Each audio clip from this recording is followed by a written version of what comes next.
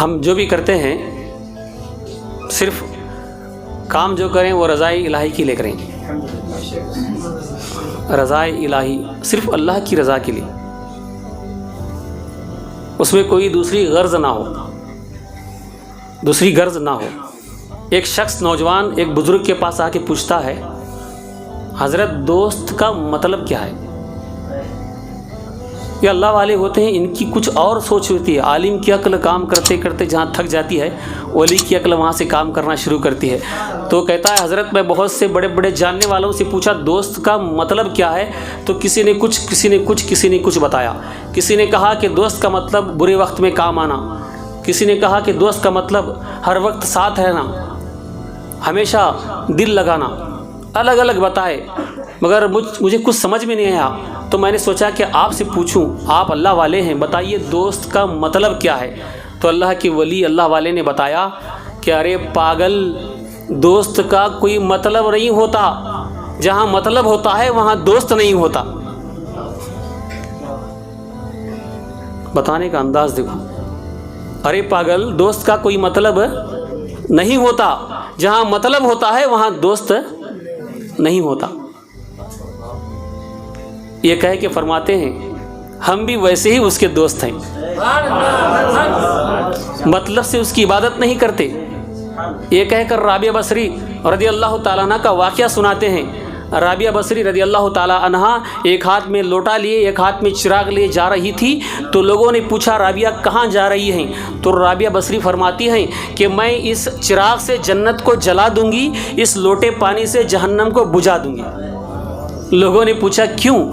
تو انہوں نے بتایا کہ لوگ جنت کی لالچ میں عبادت کرتے ہیں کہ اللہ مجھے جنت دے، اللہ مجھے جنت دے، اور چند لوگ جہنم کے ڈر سے اللہ کی عبادت کرتے ہیں، اللہ کا ذکر کرتے ہیں، اللہ کو یاد کرتے ہیں۔ تو میں چاہتی ہوں کہ کوئی جنت کی لالچ میں عبادت نہ کرے، اسے یاد نہ کرے، اور جہنم کے ڈر سے نہ کرے، صرف اللہ کی رضا کے لیے کرے۔ یہ دونوں کو میں مٹا دوں گی۔ کتنا پیور ہے، خلوص، اخلاص۔ ایسے دوست ہوتے ہیں یہ اللہ والے۔ حضرت حسن بصری رضی اللہ تعالیٰ عنہ اپنی چھت پر کھڑے ہیں، کیا دیکھتے ہیں میاں بیوی جھگڑ رہے ہیں۔ بیوی کہتی ہے آج تک میں نے تم سے کچھ نہیں مانگا، آج تک اپنے دل کی خواہش کو پورا نہیں کیا، اور تمہاری حیثیت سے بڑھ کر بھی کچھ نہیں مانگا، صرف اس لیے کہ تم دوسری شادی نہ کرو، تم دوسری شادی نہ کرو، اس لیے میں نے کچھ بھی نہیں مانگا۔ آج تم میرے ہوتے ہوئے دوسری شادی کرنا چاہتے ہو تو میں امام وقت کے پاس چلی جاؤں گی اور تمہاری شکایت کروں گی کہ میرے ہوتے ہوئے میرا شوہر دوسری شادی کر رہا ہے۔ یہ سنتے ہی حسن بصری رضی اللہ تعالیٰ عنہ، یہ اللہ والوں کی سوچ کچھ ہٹ کے ہوتی ہے۔ جس طرح وہ اللہ کے ولی سوچے اس طرح یہ بھی سوچتے ہیں، کہتے ہیں سبحان اللہ سبحان اللہ، یہ جھگڑے تو عین قرآن کے مطابق ہو رہے ہیں، قرآن کے مطابق ہو رہے ہیں۔ اللہ تعالیٰ فرماتا ہے قرآن میں جو میری ذات میں شرک کرتے ہیں میں انہیں نہیں بخشوں گا، اور اس کے علاوہ جسے چاہے بخشوں گا۔ اور بیوی کہہ رہی ہے دوسری شادی کرے گا میں چھوڑوں گی نہیں، تو اللہ کہہ رہا ہے تو شرک کرے گا تو میں بھی چھوڑوں گا نہیں، میں ایک ہوں، ایک کی عبادت کر، دوسرے کو میرے اندر مت ملا۔ وہ بیوی کہتی ہے میں ایک ہوں، میرے سے محبت کر، دوسری کو لائے گا میں چھوڑوں گی نہیں۔ تو عین قرآن کے مطابق ہے۔ وہ کیا جھگڑے ہو رہے ہیں، ایک کیا سوچ رہے ہیں، سوچنے کا عالم دیکھو۔ تو ابراہیم بن ادم رحمۃ اللہ علیہ خالص پیور ایک غلام خریدتے ہیں، غلام سے پوچھتے ہیں اے غلام تو کیا کھائے گا؟ غلام کہتا ہے جو آپ کھلائیں۔ پھر پوچھتے ہیں تو کیا پہنے گا؟ غلام کہتا ہے جو آپ پہنائیں۔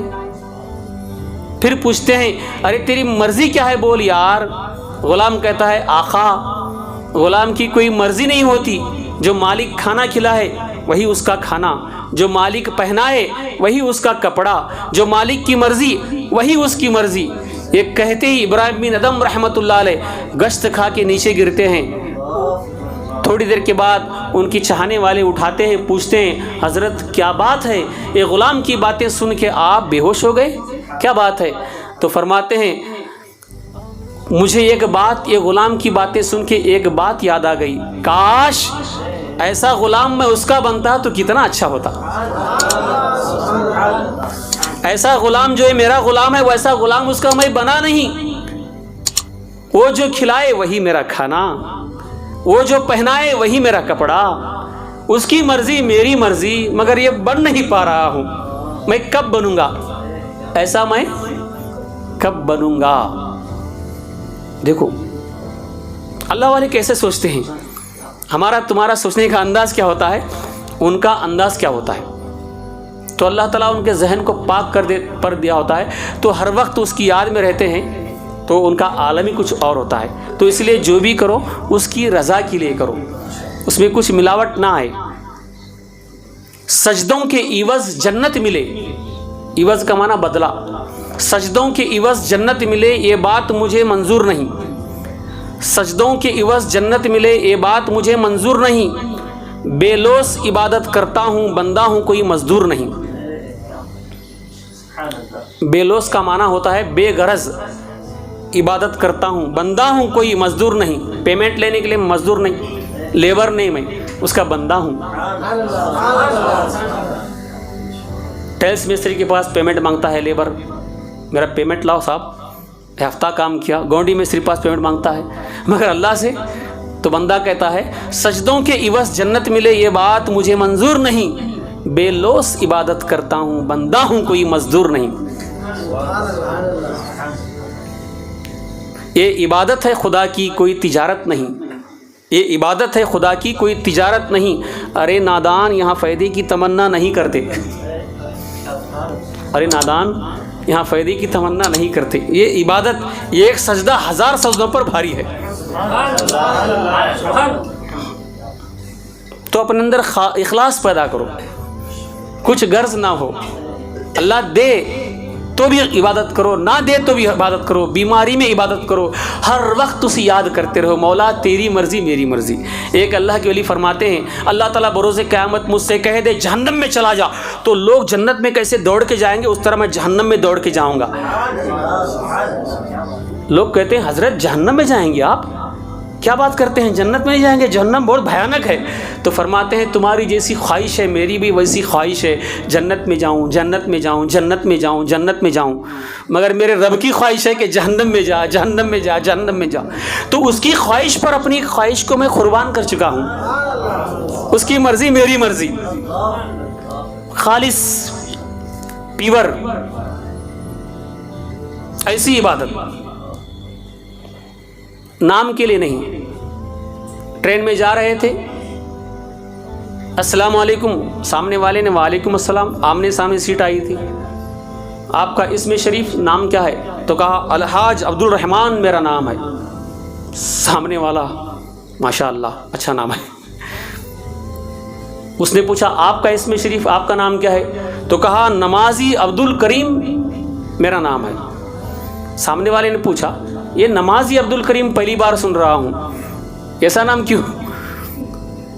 تو نمازی عبد الکریم نے کہا حاجی صاحب آپ کتنے بار حج کیے؟ حاجی صاحب نے کہا ایک بار حج کیا۔ تو ایک بار حج کر کے نام سے پہلے الحاج لگا لیے، الحاج عبد الرحمن لگا لیے۔ الحمدللہ الحمدللہ دن میں 5 وقت کی نماز پڑھتا ہوں، نمازی عبد الکریم لگایا تو کیا بڑی بات ہے،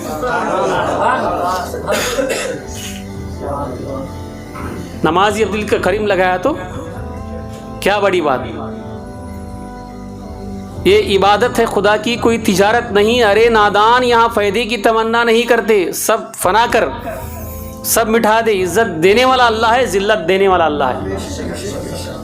اب دانا کون دیوانہ کون سمجھے آپ لوگ۔ حدیث قدسی ہے، سرکار صلی اللہ علیہ وسلم فرمایا کہ اللہ کی عبادت تم اس طرح کرو کہ لوگ تمہیں دیوانہ کہنے لگے۔ سبحان اللہ، جب حدیث پڑھتا ہوں تو دل باغ باغ ہوتا ہے، لوگ دیوانہ کہنے لگے۔ یہ دیوانے کا لقب اویس کرنی رضی اللہ تعالیٰ عنہ کو ملا تھا اور سرکار کو ملا تھا۔ مکہ والے دیوانہ کہتے تھے، جادوگر کہتے تھے، ماشاء اللہ کاش لوگ مجھے بھی دیوانہ کہیں، وہ سنت ادا ہو جائے گی۔ انشاءاللہ ایک دن میں بھی دیوانہ بنوں گا، آپ بنیں گے؟ اس کے لیے بڑی قربانی دینی پڑتی ہے۔ دیوانوں کے کام کرنے پڑتے ہیں.